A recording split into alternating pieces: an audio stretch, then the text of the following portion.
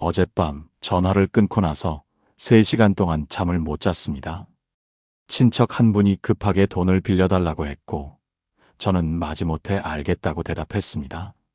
하지만 그 돈은 제가 몇 달 동안 모아둔 정말 필요한 곳에 써야 할 돈이었습니다. 전화를 끊는 순간부터 가슴이 답답했습니다. 왜 거절하지 못했을까? 왜 또 이렇게 됐을까? 진짜 너무 빌려주기 싫다. 천장만 바라보며 밤을 지새웠습니다. 여러분도 혹시 진심으로 돕고 싶어서가 아니라 관계가 틀어지는 게 두려워서 거절 못할 때가 많지 않습니까? 그런데 놀랍게도 진짜 문제는 거절을 못하는 것이 아니라 거절하는 방식을 제대로 모른다는 것입니다. 품위 있는 거절은 착한 사람이 되는 게 아니라 관계를 오래가게 하는 기술입니다. 우리는 평생 착하게 살라는 말만 들었지 어떻게 거절해야 하는지는 배운 적이 없었습니다.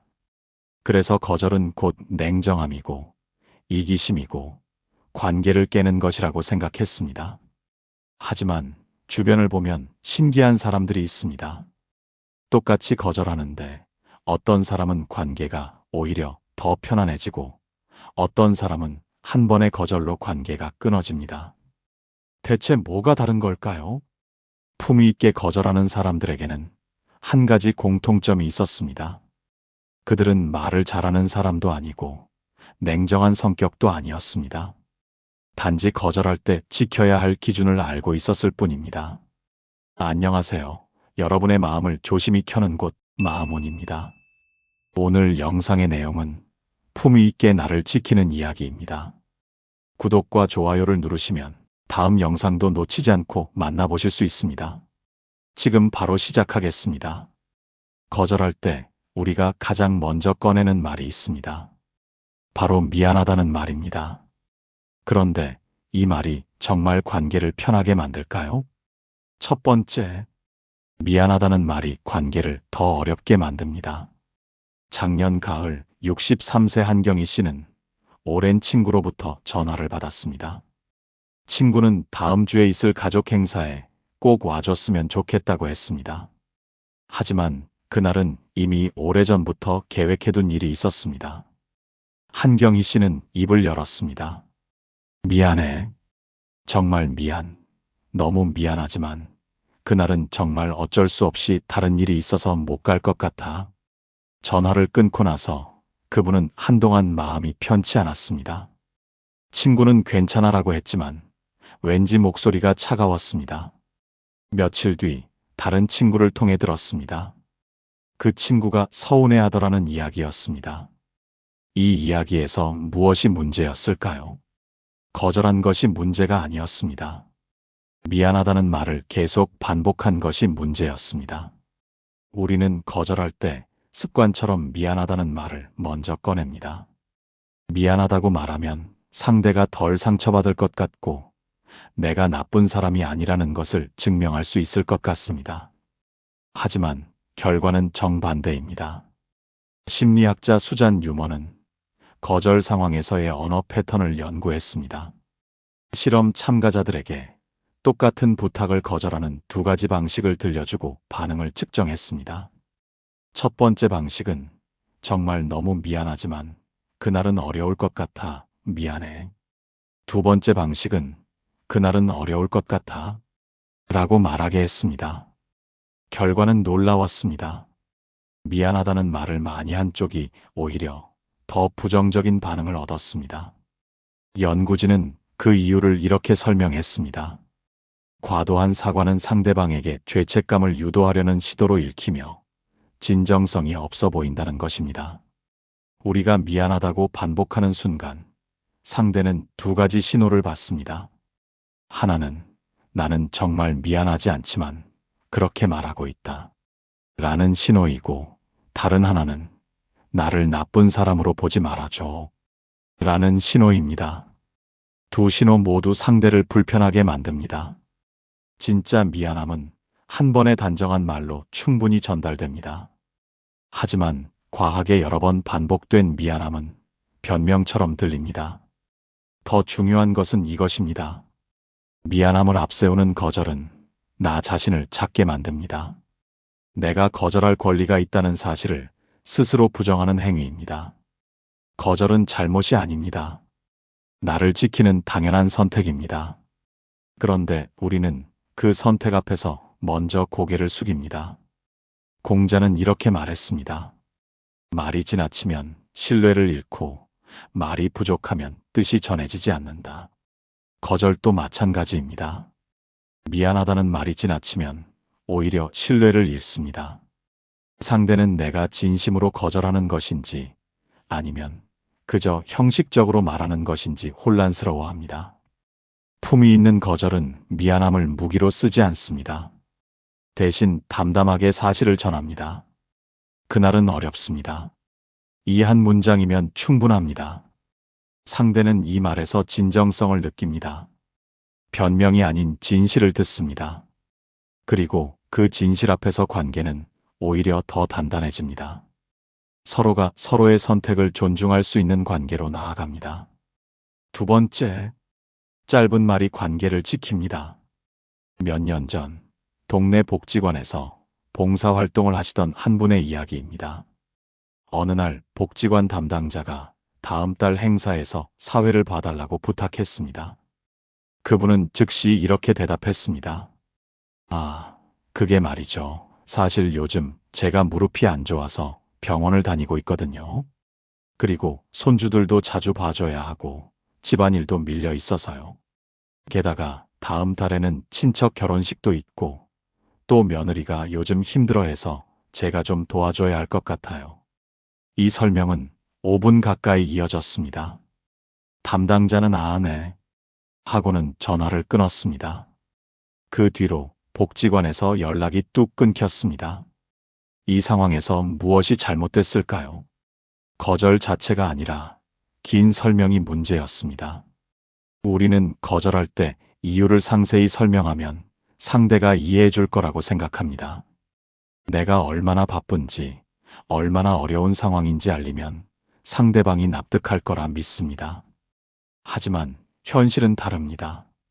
스탠퍼드 대학교의 사회심리학 연구팀은 거절 메시지의 길이와 수용도 관계를 조사했습니다. 참가자들을 두 그룹으로 나눠 동일한 부탁을 거절하는 메시지를 들려줬습니다. 한 그룹에게는 간단한 거절을, 다른 그룹에게는 긴 설명이 포함된 거절을 들려줬습니다. 결과는 명확했습니다. 간단한 거절을 들은 그룹이 훨씬 더 긍정적으로 반응했습니다. 긴 설명을 들은 그룹은 오히려 변명을 늘어놓는다, 진심이 아닌 것 같다고 평가했습니다. 이유는 간단합니다. 설명이 길어질수록 상대는 그 속에서 빈틈을 찾습니다.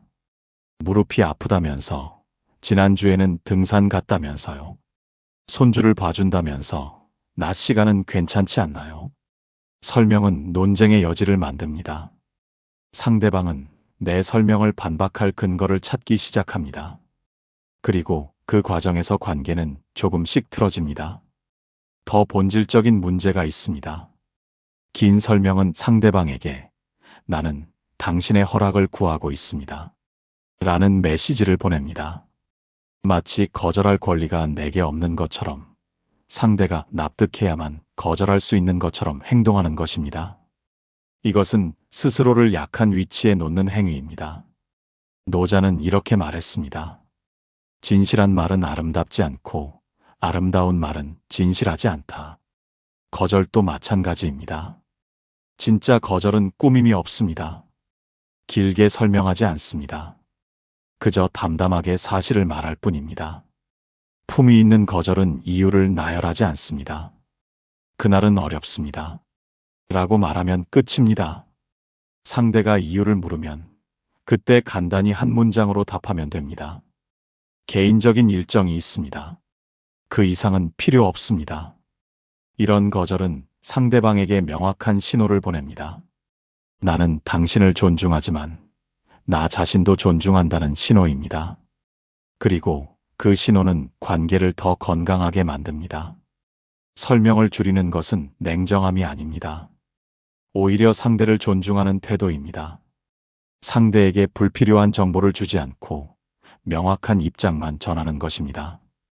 그 명확함 속에서 서로는 편안해집니다. 세 번째, 희망 고문하지 않는 것입니다. 지난 봄, 71세 오경숙 씨는 오랜 친구로부터 주말 여행 제안을 받았습니다. 하지만 요즘 몸도 좋지 않고 경제적으로도 여유가 없는 상황이었습니다. 오경숙 씨는 이렇게 말했습니다. 이번에는 어려울 것 같아. 다음에는 꼭 한번 가자. 다음 기회에는 내가 먼저 연락할게. 꼭 같이 가고 싶은데 이번만 양해해줘. 친구는 그래, 알았어. 하고는 전화를 끊었습니다. 몇 달이 지났습니다. 친구는 오경숙 씨에게 다시 여행 이야기를 꺼냈습니다. 저번에 다음에 가자고 했잖아. 이번 달은 어때? 그분은 또다시 난처해졌습니다. 사실 여행을 갈 생각이 전혀 없었기 때문입니다. 이 상황의 핵심은 무엇일까요? 거절하면서 다음 기회를 약속한 것입니다. 우리는 거절할 때 죄책감을 느낍니다. 그래서 그 죄책감을 상쇄하기 위해 다음에는 꼭 이라는 말을 덧붙입니다. 당장의 거절을 부드럽게 만들기 위한 장치입니다. 하지만 이것은 거짓 희망을 주는 행위입니다. 컬럼비아 대학교의 행동경제학 연구팀은 거절 후 대안 제시의 효과를 분석했습니다. 실험 참가자들에게 부탁을 거절하는 세 가지 방식을 보여줬습니다.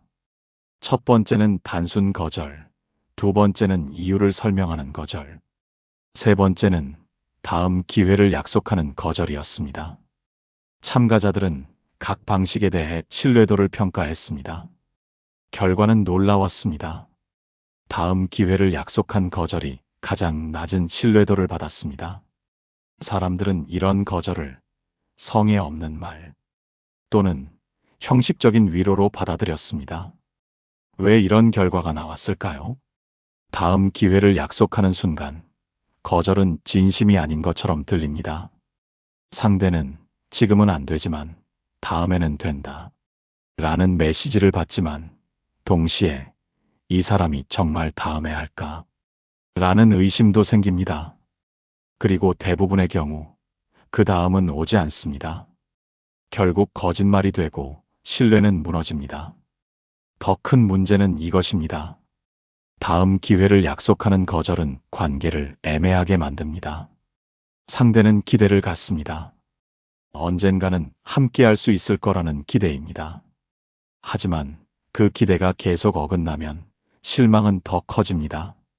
차라리 처음부터 명확하게 거절했다면 상대도 빨리 정리하고 다른 계획을 세울 수 있었을 것입니다. 맹자는 이렇게 말했습니다. 진실한 말은 그 자체로 힘이 있다. 거절도 마찬가지입니다. 진실한 거절은 다음을 약속하지 않습니다. 이번에는 어렵습니다. 라고 말하면 그것으로 끝입니다. 다음에 꼭 이라는 말은 거짓 위로입니다. 그런데 여기서 한 가지 문제가 생깁니다. 내가 다음 기회를 약속하지 않았는데 상대방이 계속 다음을 물어오는 경우입니다. 그럼 다음 달은 어때요? 언제쯤 괜찮을 것 같아요? 그럼 내년에는 가능하겠죠? 이럴 때 어떻게 해야 할까요? 이럴 때도 명확해야 합니다. 지금으로서는 언제 가능할지 말씀드리기 어렵습니다. 라고 답하면 됩니다. 상대방이 계속 특정 시점을 제시하더라도 흔들리지 않아야 합니다. 확실하지 않아서 약속을 드릴 수가 없습니다. 라고 반복하면 됩니다. 상대방이 답답해할 수 있습니다. 하지만 그 답답함은 상대방이 감당해야 할 몫입니다. 당신이 거짓 희망을 줘서 그 답답함을 해소해 줄 필요는 없습니다. 오히려 명확한 불확실성이 애매한 약속보다 낫습니다. 어떤 분들은 이렇게 말씀하십니다. 그럼 관계가 끊어지는 거 아닌가요? 걱정하지 않으셔도 됩니다. 진짜 관계는 한 번의 거절로 끊어지지 않습니다. 오히려 명확한 거절을 존중하지 못하고 계속 압박하는 관계라면 그것은 건강한 관계가 아닙니다. 품위 있는 거절은 현재에 머뭅니다. 지금 할 수 없다면 할 수 없다고 말합니다. 미래를 끌어오지 않습니다. 정말로 다음에 하고 싶다면 그때 가서 내가 먼저 제안하면 됩니다. 하지만 거절하는 순간에 다음을 약속하는 것은 진심이 아닙니다. 이런 거절은 상대에게 명확한 경계를 알려줍니다.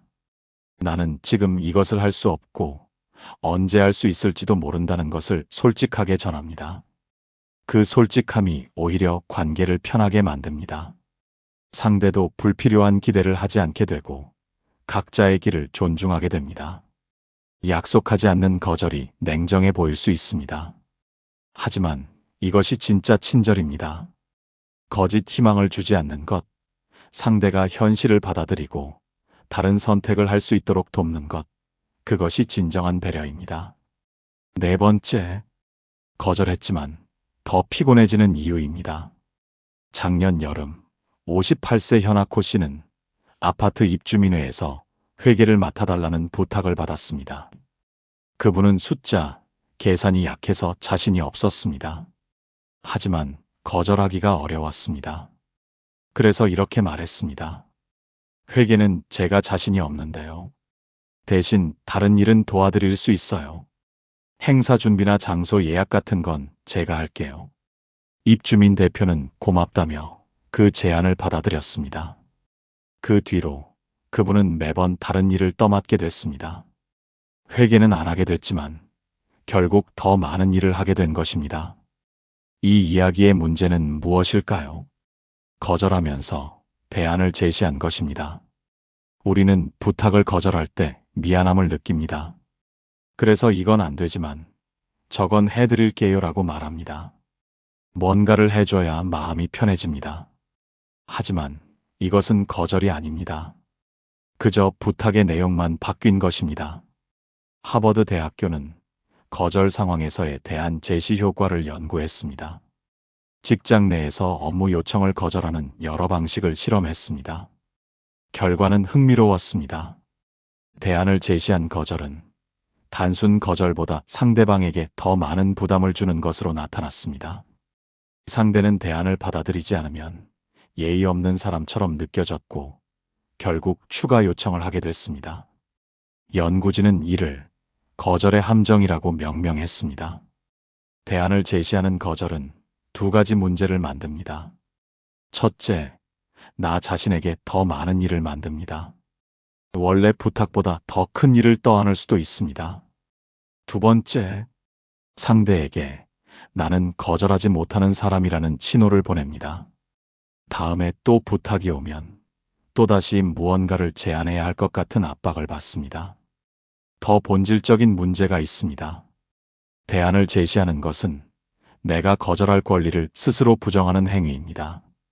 마치 거절만으로는 부족하고 무언가를 보상해야 한다고 생각하는 것입니다. 하지만 거절은 보상이 필요한 잘못이 아닙니다. 나를 지키는 정당한 선택입니다. 장자는 이렇게 말했습니다. 물은 제 그릇만큼만 담긴다. 사람도 마찬가지입니다. 내가 할 수 있는 것에는 한계가 있습니다. 그 한계를 지키는 것이 자연스러운 일입니다. 무리하게 그릇을 넘치게 하려다가는 모든 것이 쏟아집니다. 품위 있는 거절은 대안을 제시하지 않습니다. 죄송하지만 어렵습니다. 라고 말하면 끝입니다. 다른 무언가를 해주겠다는 말을 덧붙이지 않습니다. 내가 할 수 없는 것은 할 수 없는 것입니다. 그것을 다른 것으로 메우려고 하지 않습니다. 물론 정말로 돕고 싶은 마음이 있다면 다릅니다. 진심으로 다른 방식으로 도울 수 있다면 제안할 수 있습니다. 하지만 그것은 거절의 일부가 아니라 별개의 선택입니다. 이번 일은 어렵습니다. 라고 먼저 명확히 거절하고 한참 뒤에 다른 건 제가 도울 수 있을 것 같은데요. 라고 말하는 것입니다. 이 두 문장 사이에는 명확한 구분이 있어야 합니다. 대안 없는 거절이 차갑게 느껴질 수 있습니다. 하지만 이것이 건강한 관계를 만듭니다.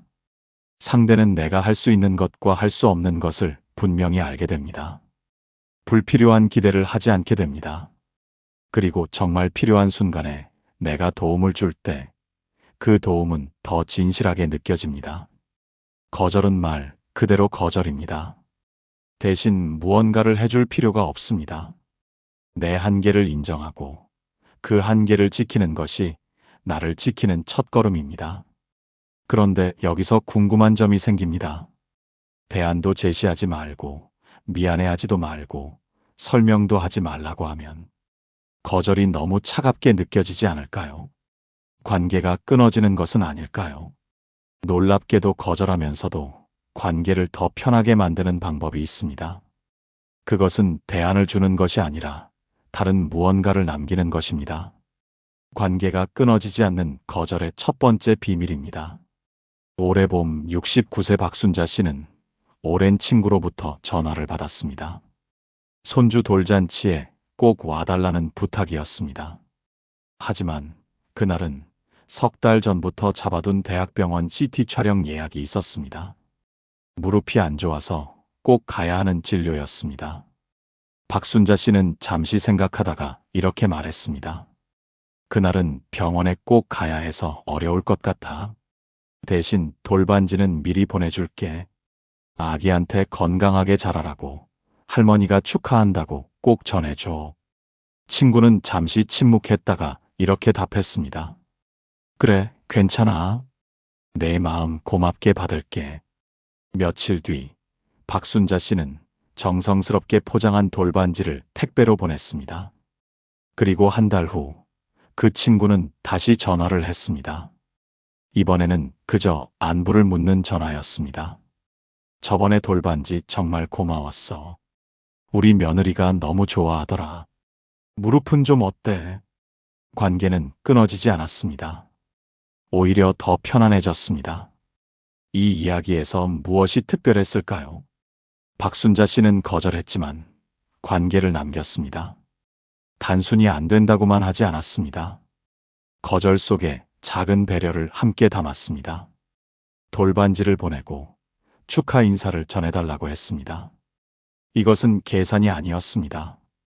진심으로 손주를 축하하고 싶었던 마음이었습니다. 하버드 대학교 심리학과는 거절과 관계 안정성의 연관성을 연구했습니다. 연구팀은 참가자들에게 여러 방식의 거절 메시지를 보여줬습니다. 그중 한 그룹에게는 거절과 함께 작은 대안이나 배려가 담긴 메시지를 보여줬습니다. 예를 들어 잔치에는 못 가지만 선물은 보내겠다는 식이었습니다. 다른 그룹에게는 단순히 안 된다는 메시지만 보여줬습니다. 결과는 명확했습니다. 배려가 담긴 거절을 받은 사람들은 관계 만족도가 오히려 높아졌습니다. 연구진은 이를 애착 안정감이라고 설명했습니다. 사람은 거절 자체보다 관계에서 밀려난다는 느낌에 더 상처받습니다. 이것이 핵심입니다. 거절이 상처가 되는 진짜 이유는 나는 당신에게 중요하지 않구나 라고 느끼기 때문입니다. 그래서 품위 있는 거절은 거절하면서도 관계의 자리를 지킵니다. 박순자 씨의 거절이 아름다웠던 이유는 이것입니다. 돌잔치에는 못 가지만 당신과 손주를 신경 쓰고 있다는 신호를 보냈습니다. 돌반지라는 선물로 마음을 표현했습니다. 여기서 말하는 것은 꼭 비싼 선물이 아니어도 된다는 겁니다. 진심이 담긴 마음을 표현할 수 있는 거면 됩니다. 상대방은 거절을 들었지만 거부당했다고 느끼지 않았습니다. 오히려 존중받았다고 느꼈습니다. 철학자 마르틴 부버는 이렇게 말했습니다. 관계는 단절이 아니라 만남의 방식이다. 거절도 하나의 만남입니다. 어떻게 거절하느냐에 따라 관계는 끊어지기도 하고 더 깊어지기도 합니다. 중요한 것은 거절 속에서도 사람을 남기는 것입니다. 거절은 끝이 아닙니다. 관계를 남기는 기술입니다. 안 된다는 말 뒤에 작은 마음을 더하는 것만으로도 관계는 오래 이어집니다. 그 마음이 진심이라면 상대는 반드시 느낍니다. 두 번째, 품위 있는 사람은 여기서 멈춥니다. 지난해 가을 72세 이영희 씨는 조카로부터 전화를 받았습니다. 사업 자금 때문에 보증을 서달라는 부탁이었습니다. 이영희 씨는 젊은 시절 보증을 섰다가 큰 어려움을 겪은 적이 있었습니다. 그 이후로 절대 보증을 서지 않는다는 원칙을 세웠습니다. 조카가 사정을 이야기했습니다. 이영희 씨는 잠시 침묵했다가 이렇게 말했습니다. 미안하지만 보증은 설 수 없어. 조카가 물었습니다. 이유라도 알 수 있을까요? 이영희 씨는 담담하게 답했습니다. 개인적인 원칙이야. 조카는 더 이상 묻지 않았습니다. 전화를 끊고 나서 이영희 씨는 놀랐습니다. 길게 설명하지 않았는데도 대화가 깔끔하게 끝났기 때문입니다. 예전 같았으면 왜 안 되는지 이유를 장황하게 늘어놓았을 것입니다. 과거에 어떤 일이 있었고 얼마나 힘들었는지 설명했을 것입니다. 하지만 이번에는 그러지 않았습니다. 그저 원칙이라고만 말했습니다. 며칠 뒤 조카에게서 문자가 왔습니다. 이모, 그때는 급해서 제가 좀 예의 없이 물었죠. 죄송했어요. 이모 말씀 이해해요. 다른 방법 찾아볼게요. 관계는 틀어지지 않았습니다. 오히려 조카는 이영희 씨를 더 존중하게 됐습니다. 자기 원칙이 분명한 사람이라고 생각했습니다. 이 이야기의 핵심은 무엇일까요? 이영희 씨는 기준을 설명하지 않았습니다. 과거 이야기를 꺼내지 않았습니다. 그저 개인적인 원칙이라고만 했습니다.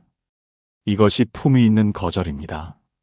우리는 거절할 때 기준을 자세히 설명해야 한다고 생각합니다. 내가 왜 이런 원칙을 갖게 됐는지 상대가 이해해야 한다고 믿습니다. 하지만 이것은 오히려 역효과를 냅니다. 설명이 길어질수록 상대는 그 설명에서 틈을 찾기 시작합니다. 과거 일은 과거 일이고 지금은 다르지 않냐고 오히려 상대가 반박하게 되는 어이없는 상황이 벌어지게 됩니다.